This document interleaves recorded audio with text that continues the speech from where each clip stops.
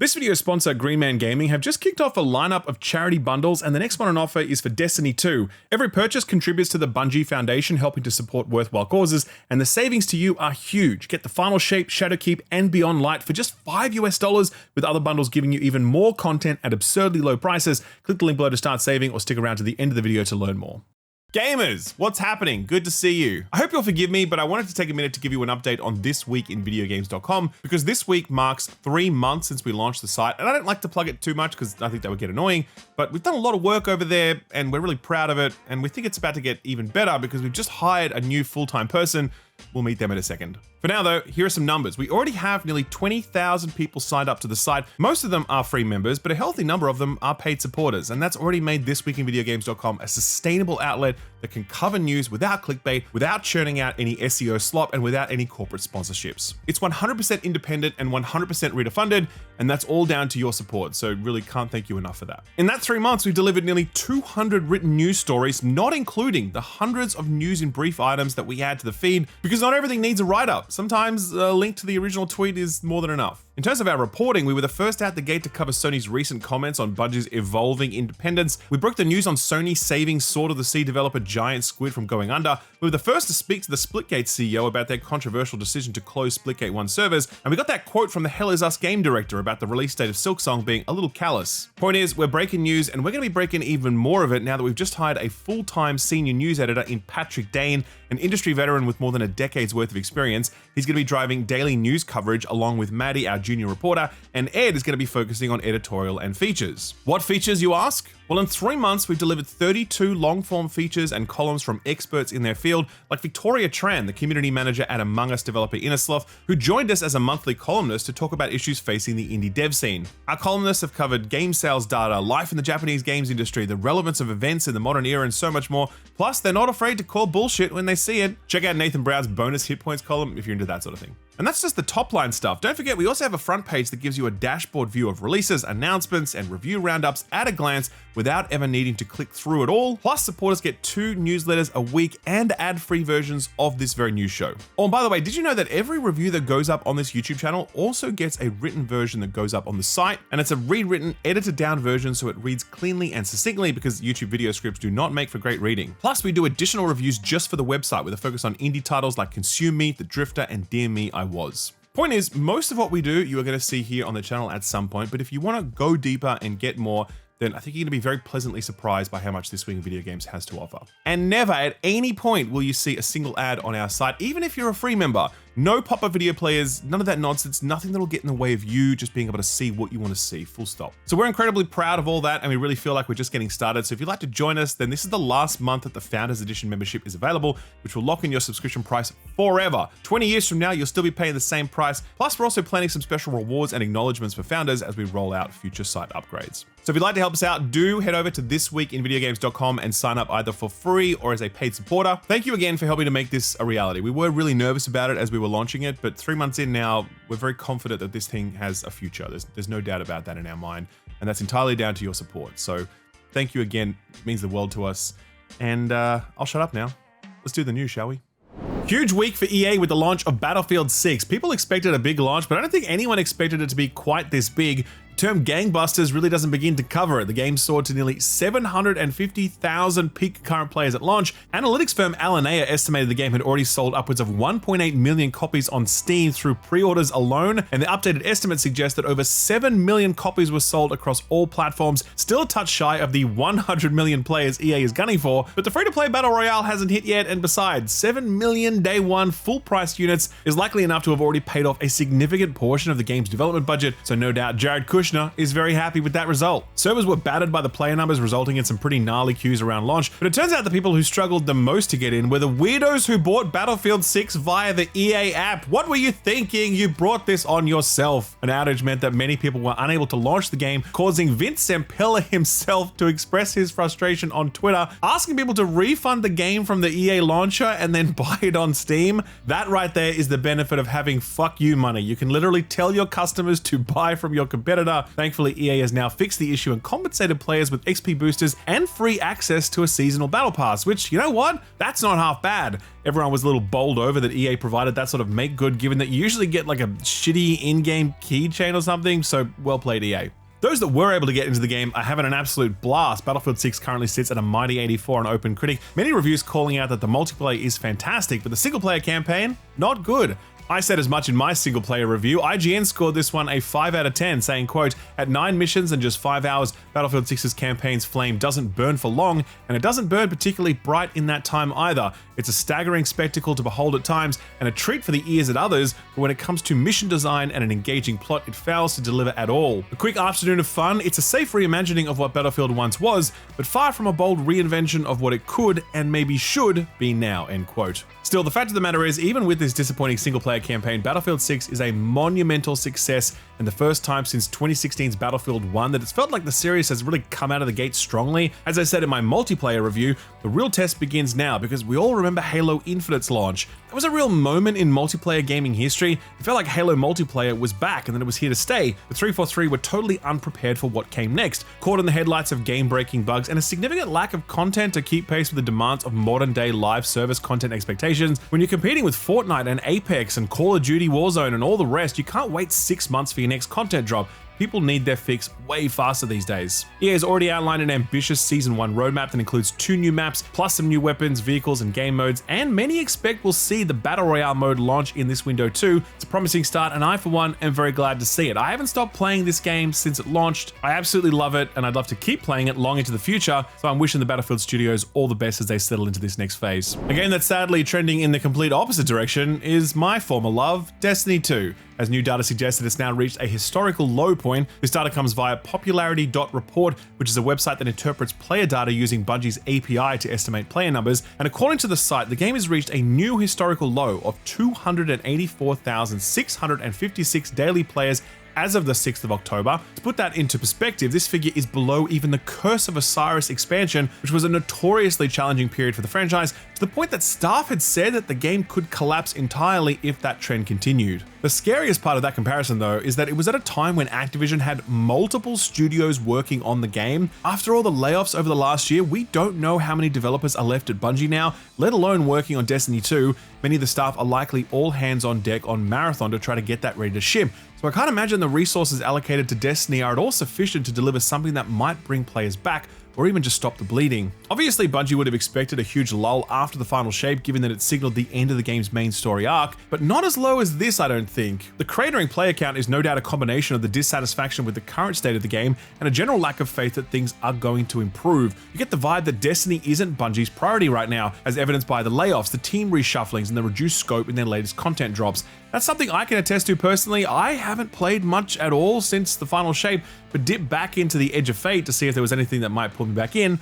Unfortunately, there wasn't, and I haven't heard anything good about the latest updates, which only seem to have worsened the grind and made the game feel even smaller. Given their upcoming Renegades expansion doesn't appear to be offering anything different, only now leaning harder than ever on non-Destiny IP to carry the appeal, I don't see any indication that Destiny 2 is going to rebound anytime soon, and that really blows. To be frank, there still isn't anything quite like Destiny. Warframe's fantastic, Borderlands is great, all that sort of stuff, but nothing exists in the live service looter shooter space with gunplay this tight and dungeon and raid mechanics this demanding. I've made some great memories in this game, and I'd be happy to make more of them if the game was in a state to allow for that, but much like Datto, I'm taking a break for now, and given these player counts, it looks like a bunch of other people are doing the same. Hey, speaking of Bungie, Halo. Halo was long ago handed to 343 Industries, now Halo Studios, who have since struggled to get the franchise anywhere near as popular as it once was. But hey, maybe they'll get it right on their 4th attempt. Personally, I've never bought into the whole Halo Studios rebranding thing or the move to Unreal Engine. I just think that 343 had their shot, and it would have been better to hand this off to another studio to have a crack. That's not happening, so here we are.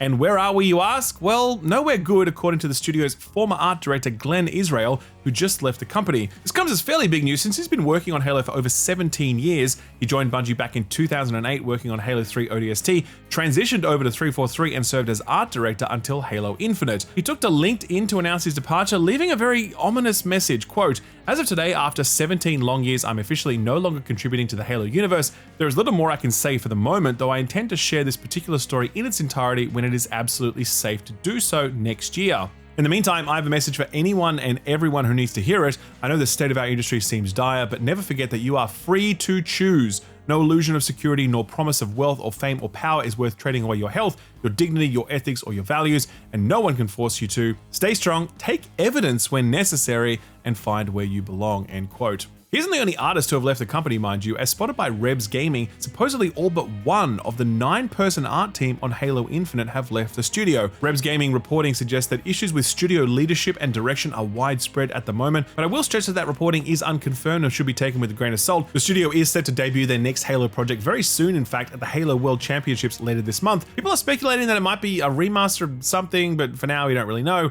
I guess we'll find out soon. Speaking of studio drama, you guys remember Mindseye? Feels like a lifetime ago now, but that thing released back in June of this year, and it was a top to bottom disaster. I think we all suspected that much of it was a result of poor studio leadership, and that appears to be all but confirmed, as IGN are reporting that 93 current and former employees of the company have penned an open letter to the co-CEOs, Leslie Benzie and Mark Gerhardt, calling them out for mismanagement, citing, quote, "Lack of transparency and communication. You have consistently failed to effectively communicate with workers whose expertise the company relies on. Information has been sparse and vague, with you often making radical changes to the way we worked with little to no input from those affected. Unbearable levels of overtime. In the 4 months leading up to the launch of Mindseye, you implemented a mandatory 8 hours of overtime per week for every single employee. Time off in lieu was given at a rate of 7 hours back for every 8 hours worked, but many have still not been able to take time off due to your continued requests for extra high priority work even after launch. Disastrous handling of redundancies. We believe you have consistently mishandled the redundancy process, causing confusion and distress for all staff. Employees have received misinformation, been handed dismissal notices with the wrong notice periods,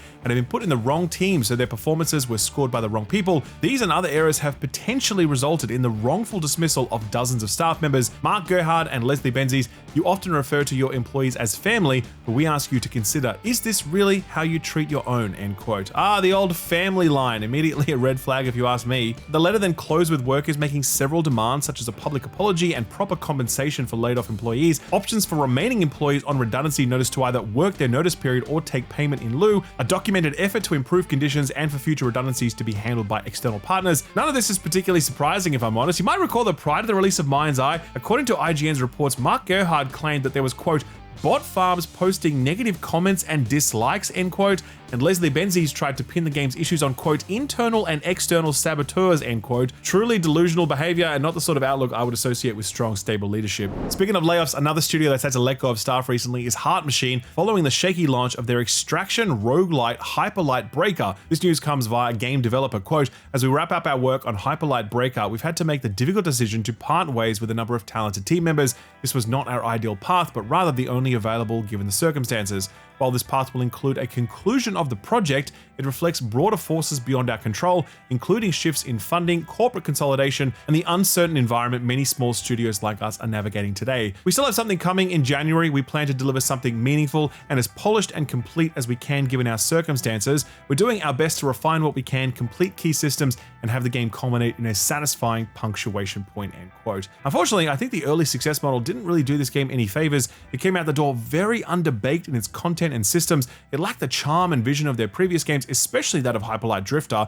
Lots of work needed to be done to get this one in shape, but its rough first impression meant there wasn't enough people willing to stick around for the long haul or sell others in through word of mouth. The good news is that they do have another game coming on the horizon with Possessors, and that one's being published by Devolver Digital. Fingers crossed that game succeeds where Hyperlight Breaker didn't. A quick lightning round to finish off. Jeff Keighley announced via Twitter that the date and venue for Summer Games Fest has been locked in for 2026. It'll now be hosted at the Dolby Theatre in LA and goes live on Friday the 5th of June next year, which is actually Austin's birthday. So maybe he gets a Guild Wars 3 announcement or something. That'd be nice. According to IGN, Assassin's Creed boss Mark Alexis Cote has departed Ubisoft. Quote, "Following the organizational restructuring announced in March 2025, Mark Alexis Cote has chosen to pursue a new path elsewhere outside of Ubisoft.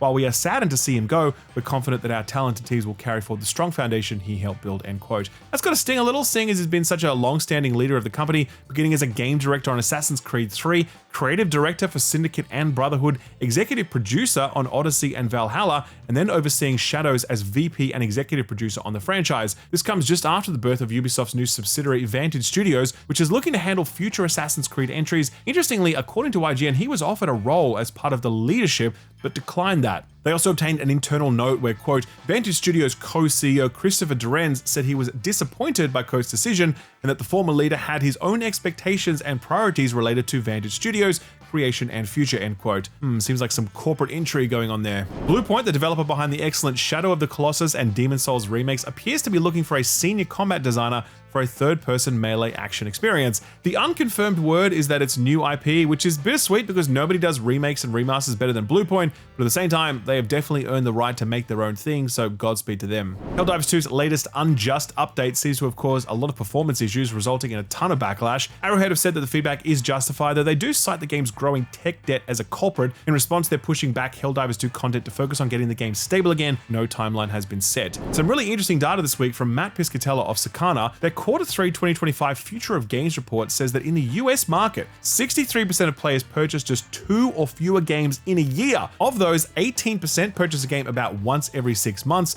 12% buy a game once per year, and 33% purchase a game less than once per year. It goes on to indicate that just 4% of people purchase a game more than once a month. So if you are watching this YouTube channel, you are probably part of that 4%. In fact, I reckon you nerds are like the top 0.01%, and I wouldn't have it any other way. I love you. Thank you for sticking around.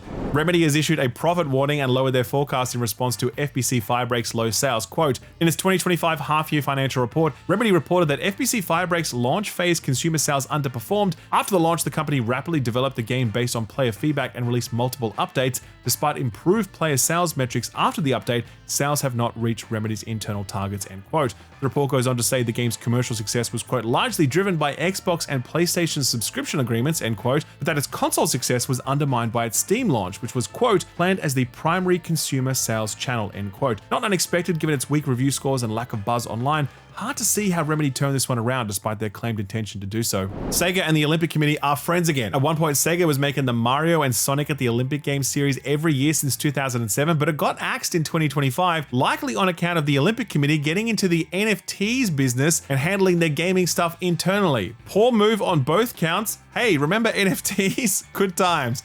Anyway, they're now back together announcing a bunch of co-branded merchandise, which appears to have Shadow the Hedgehog front and center for some reason. Okay, I guess. Former Xbox founder Laura Fryer has also gotten in on the Xbox Game Pass dunking. She uploaded a 13-minute video on YouTube criticizing Microsoft's latest move, saying she's, quote, not sure Microsoft is listening to their fans and that the bubble at Xbox is real. Leadership doesn't understand what made them great. She continued, quote, with the latest increase to Game Pass, Xbox threw away their one last advantage. They were the best deal in gaming. With these price hikes, it feels like a betrayal, like greed over gaming. I recognize that this Xbox console generation isn't over yet. It's almost certainly going to be remembered first and foremost for Microsoft's greed, end quote. Echoes of Ryan McCaffrey's op-ed right there. Some cool news to come out of the ZeniMax Online layoffs from a while ago. Some of the people who are working on their MMO project Blackbird have formed a new studio that's entirely self-funded and employee-owned, and it's called Sackbird. Well done, very fitting name there. On the website they say, quote, after years in AAA, we wanted the freedom to take smart risks without waiting for green light or chasing quarterly targets.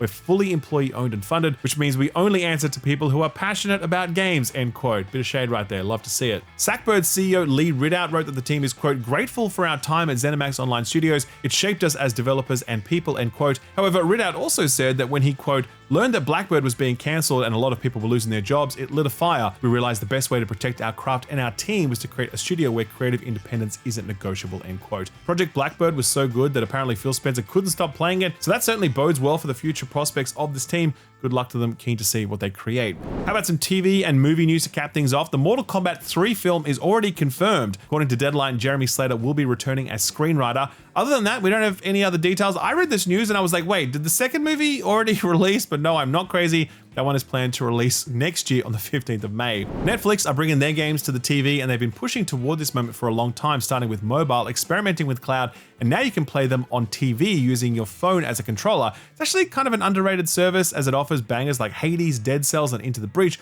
all bundled into your Netflix subscription. With the move to TV though, they're adding some cool party games to the catalog, including Tetris Time Warp and Lego Party. Played a bit of that a while ago and it's actually really great, so do check it out if you get a chance. And finally, the Minecraft movie sequel has been greenlit and slated for a July 23rd, 2027 release date. Not much to say about that one, except I am praying for all the cinema staff. Hopefully 2 years is enough time for them to find a different line of work, or for Dyson to invent a new type of vacuum that sucks up popcorn off the floor more efficiently. So what got announced or delayed this week? Well, we've got a couple of release date announcements out of Devolver Digital, which is good news for the Skill Up and This Week in Video Games crews, because we are very much looking forward to these ones. Skate Story is the dreamy, chill as hell skateboarding game, and it finally got a release date for December 8th this year, while Four Strike, which is a challenging 2D kung fu roguelike where you get to practice your battles before doing it for real one time only, is coming out on November 17th. Both look really promising, especially Skate Story. If you haven't checked out my preview for that one, I'll leave a link to it below the like button. Trust me, you have never seen or heard a game quite like Skate Story.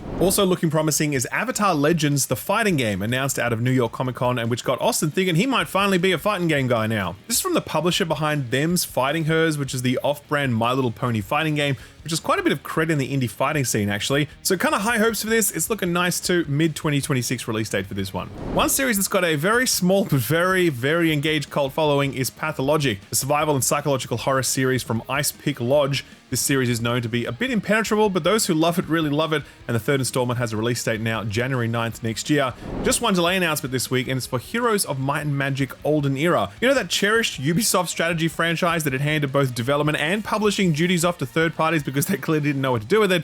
That's been pushed out to 2026 after originally being slated for 2025.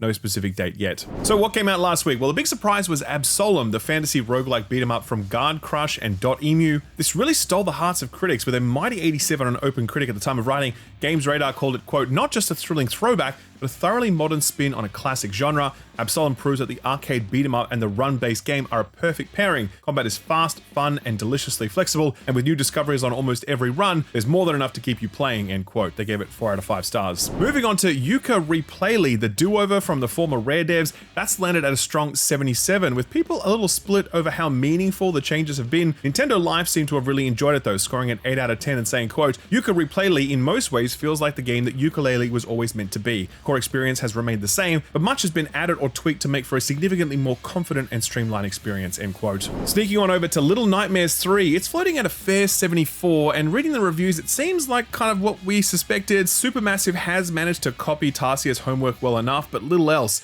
IGN scored this one 6 out of 10, saying, quote, Little Nightmares 3 features little innovation, few scares, and limited appeal if you've already played the previous 2 games, unless you're keen to experience the series' signature brand of start-stop stealth with a friend in tow, end quote. Austin did review this one for the channel, link below the like button. He ultimately enjoyed it, though that probably has at least something to do with the fact that he hadn't played the 2 previous games, and so he was coming at this fresh. If you fall into the same bucket, or you're just looking for some co-op shenanigans, then maybe this will be for you, but if you're a long-time fan of the series, odds are Little Nightmares 3 will leave you a little or a lot disappointed. And finally, biggest release of the week was of course Battlefield 6. We discussed it a bunch at the top of the show, but zeroing in on critical reception now, EA has plenty to crow about, so long as we kind of memory hole the single player. Battlefield 6 currently sits at a mighty 84 on OpenCritic, with critics celebrating it as a return to form that feels like it's just getting warmed up. A sentiment that's both optimistic, but also a reflection of the fact that there's still some screws needing to be tightened here and there. Here's Eurogamer, who gave it 4 out of 5 stars and basically echoed my own thoughts. Quote, Battlefield 6 clearly understands what makes the series special, even if it occasionally feels reluctant to accept it. Unlike 2042, the fun is so easy to find from the outset, and what problems it has are much simpler to fix. It could be more ambitious, and I'd like more of those larger sandboxes to play in, but overall Battlefield 6 is a reliable reset, and crucially, a very strong foundation for EA to build upon, end quote. If you want to see my single player and multiplayer reviews, they're live on the channel right now. I'll leave a link to those below the like button, but TLDR, campaign, not good. Multiplayer, extremely good. I haven't been able to stop playing it since launch. Well played, Vince Impella. You have done it again. Alright, so what's coming out this week? So you know how the devs behind Moonlighter 2 delayed their game by a month, with the reasoning being that the end of October was just too packed? Well, they were absolutely right. The big one to kick off this period is Pokemon Legends ZA on Switch 1 and 2, which just released yesterday actually. Now, you might have already heard my thoughts on this one. The real-time battle system is kind of nice. in the sense that, it's a bit of a step forward for the series. Game Freak finally played Xenoblade, it seems, but the whole package definitely feels like it's stuck in the past in terms of presentation. Nintendo actually was showcasing public demos of the game last weekend at PAX Australia. We heard those same sentiments echoed quite a bit, with the quiet admission that if you're a Pokemon fan, you're probably going to pick this up regardless because that's just what you people do. I hope the full game has much more going on for it, but yeah, Pokemon fans, I think you deserve much more than this. On Friday, October 17th, the new game from Double Fine comes out for PC and Xbox. It's called Keeper, and it's a highly surreal, wordless adventure game starring a lighthouse with legs and supernatural powers, joined by his friend, an ugly as sin seagull. Maddie saw this one in action at Gamescom and was quite enamored of it. I'm actually playing through this one right now, and I'm excited to do so because I love the studio, and I love Tim Schafer, and he must be protected at all costs, and God bless that man. So yeah, review is coming from me very soon. Do look forward to that at or near the embargo. Jumping over to next week now, on Tuesday, October 21st, we've got the reboot of Painkiller, the boomer shooter from the early 2000s developed by People Can Fly. They're not doing this one though, sadly. They're too busy trying to get Square Enix to honor their contracts, if reports are to be believed. So now the game is in the hands of a new developer called Anshar Studios. It's not looking great so far, to be honest. A very big departure from many of the staples of the series, not least of all the fact that this one is co-op. I've seen some chatter about the playable demo that's out right now, and it's not very complimentary chatter. Hopefully Anshar can pull a rabbit out of a hat when it launches next week for all platforms bar Switch. Sticking with the occult PC game theme, we never thought the day would come, but on Tuesday, Vampire the Masquerade Bloodlines 2 is finally going to see the light of day, but that's typically not a great thing when it comes to vampires. This particular title has had quite the tumultuous journey, beginning development all the way back in 2019 and going through different developers and numerous delays, all leading up to a poor decision with its Clan DLC paywalling, which pissed off just about everyone. They did a 180 on that one, but honestly, the only thing that's going to make series fans happy at this point is just a solid video game. But I guess the fact that it's out at all is at least one measure of success. PC, PS5, and Xbox Series consoles for this one. Don't like vampires? I know what you want. Dinosaurs. Game number 3 in Frontier's Peak management sim based on Jurassic Park also releases on Tuesday for PC, PS5, and Xbox Series consoles, now with absolutely no AI generated content because people yelled about that little Steam disclosure right away. Love to see it. Don't like vampires or dinosaurs? I got you. How about ninjas? Ninja Gaiden 4 joins the stacked Tuesday lineup for PC, PS5, and Xbox Series consoles as well, with Platinum Games taking up most of the work on this new entry, with some oversight from Team Ninja, who are otherwise working on Neo 3. Tuesday also brings Isopod, which we featured on our radar segment a few weeks ago. Surely you like bugs if you didn't like all those other things. That one's PC only as well. Moving along to Wednesday, October 22nd, the first major release from a studio made up of former Telltale game developers called Ad Hoc Studio. They're releasing something called Dispatch, a superhero workplace comedy that mixes TV series style storytelling with choice and consequence, along with strategic management gameplay. It features the likes of Aaron Paul and Laura Bailey in leading roles among other folks, and in true old school Telltale fashion, they're doing the whole episodic model with this one, slowly releasing new installments every couple of weeks to keep the commitment short and attempt to build some water cooler conversations about it. It's looking really nice. I'm actually quite looking forward to this one. A different kind of revival also comes from former wrestler games developer 6's, who basically spent 20 years making WWE wrestling games. They're now trying to flex into a slightly different direction by rebooting the Double Dragon beat-em-up franchise with Double Dragon Revive, out on Tuesday, October 23rd for all platforms. There have been quite a few really good beat-em-up modernizations recently, with the likes of Teenage Mutant Ninja Turtle Shredder's Revenge, Streets of Rage 4, and now Absolem raising the bar. Curious to see how this one fares by comparison. On the other side of the revival spectrum, EA is following up Battlefield 6 with another big one, Plants vs. Zombies Replanted. No, seriously, the original game was very good, which EA seems to have remembered, and this seems like a straight remaster without all of the free-to-play shit that the subsequent titles had. That's out on all platforms on Thursday as well, along with Persona 3 Reload, which gets its long-awaited Switch 2 port on the same day. Here's one you probably didn't expect from the likes of art house publisher Annapurna Interactive, a mech action game called Bounty Star: The Morose Tale of Graveyard Clem, and it's a hard western take on stuff like MechWarrior and Armored Core. There's also some base building and farming in there, and the whole narrative element deals with a bit of guilt trauma, which is where the Annapurna spin comes in. Ed played a bit of this one back at Summer Games Fest and said it felt solid enough to keep on his radar, so do keep an eye on it. The God's honest truth is that millions of gamers are probably going to have their eye on just one game next week, Power Wash Simulator 2, which comes out on Thursday for all platforms, including Switch 2. Man, did you know that Power Wash Simulator is actually one of the highest selling indie games of all time? That's probably why Nintendo gave them a Switch 2 dev kit, hey? The hook with the sequel definitely seems to be more, with new locations, tools, job, pets, and split-screen co-op for the first time. I highly suspect Power Wash Simulator and Chill is going to be a thing very soon. And finally, on Friday, 24th of October, the revivals just keep on rolling, with Once Upon a Katamari bringing Namco's beloved ball rolling game back for the second sequel this year. There was was one called Rolling Live on Apple Arcade earlier this year, which was surprisingly fully fleshed out. Anyway, more stages for this series certainly isn't a bad thing, though creator Keita Takahashi has been gone for a long while now, off to make even weirder games. Whew, that was a ton of games, and can you believe we cut some too? This next one, however, though, we thought was worth putting on your radar, so put this on your radar. As smoke is driven away, so are they driven. Do you like Slay the Spire but kind of wish the art wasn't the way it was and you were instead playing Keanu Reeves in the Constantine movie? Well, this is Malice, and it's a narrative-focused roguelike deck-building game which very much wanted to do exactly that. It comes from Summerfall Studios, a small indie team here in Australia, which most people probably know for being the company co-founded by the lead writer and world creator of Dragon Age Origins, David Gator. But also art director Benjamin E. also used to draw Magic the Gathering cards, so there's some strong talent going on here. This one's been in early access for about 4 months now, and it's headed into a 1.0 release on October 24th. It hasn't had a ton of attention, but at the time of writing, it's got 100% positive reviews on Steam, so that's not too easy to do. If you like the look of this one and you want to grab it before the 1.0 price increase, you can find a link to it over on our Steam curator page, which also has links to all of the other Put This On Your Radar stuff we've recently covered. I'll leave a link to all of that below the like button. For our feel-good story for the week, I don't know about you guys, but all this week I've been feasting on clips of Battlefield 6 shenanigans. Some of them are impressive, like holy shit, I can't believe you pulled that off. While some of them are, well, I'll let YouTuber Squid G do the talking. Roll it, Stu. Oh, bro, you've got to fly higher than the buildings. Oh, there goes another one. I bet he is so stressed right now. Got to go up. Oh, he's fighting for his life. I can feel the stress here. Oh, there's another building. That's 3. All right, you just need to settle it down. Put it down. Land it. That's right. That's the right idea. Land it and go up. Oh, I feel bad. He's so fighting the hell out of these controls, isn't he? He's hit. Not another building, no, please. I can't cope with this. Not another building. I believe in you, dude. I believe in you. Well, there is always next time.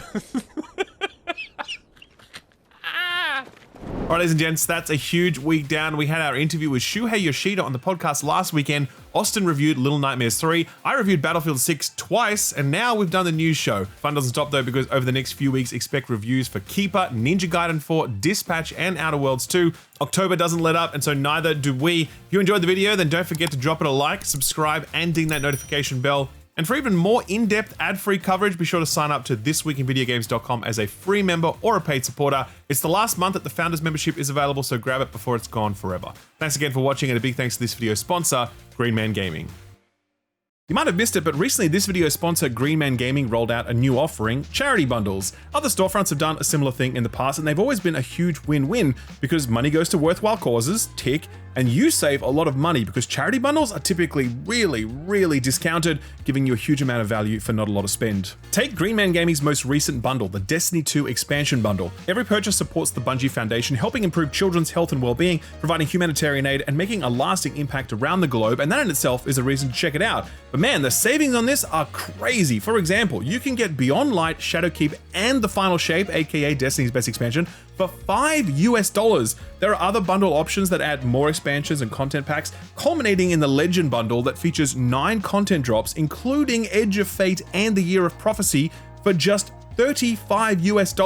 That is the cheapest that Destiny 2 has ever been, full stop, and it includes content that's not even out yet. So if you've ever been curious about checking out Destiny, or you're excited about the Star Wars crossover expansion coming soon, then this bundle is the perfect ticket onto the Destiny train. The fun doesn't stop there at Green Man Gaming Bundles, as they still have their one special day bundle available, including great games like RoboCop Rogue City, Citizen Sleeper, Old World, and more. Be sure to sign up to their emails as well so you can be the first to learn about their latest and greatest bundles. And if you want to grab either the one special day bundle or the Destiny bundles right now, then click the link below in the description or the pinned comment. Be sure to click that link so they know that SkillUp sent you. Save big thanks to Green Man Gaming's new charity bundles. Thanks to Green Man Gaming for sponsoring the video, and thank you for watching it.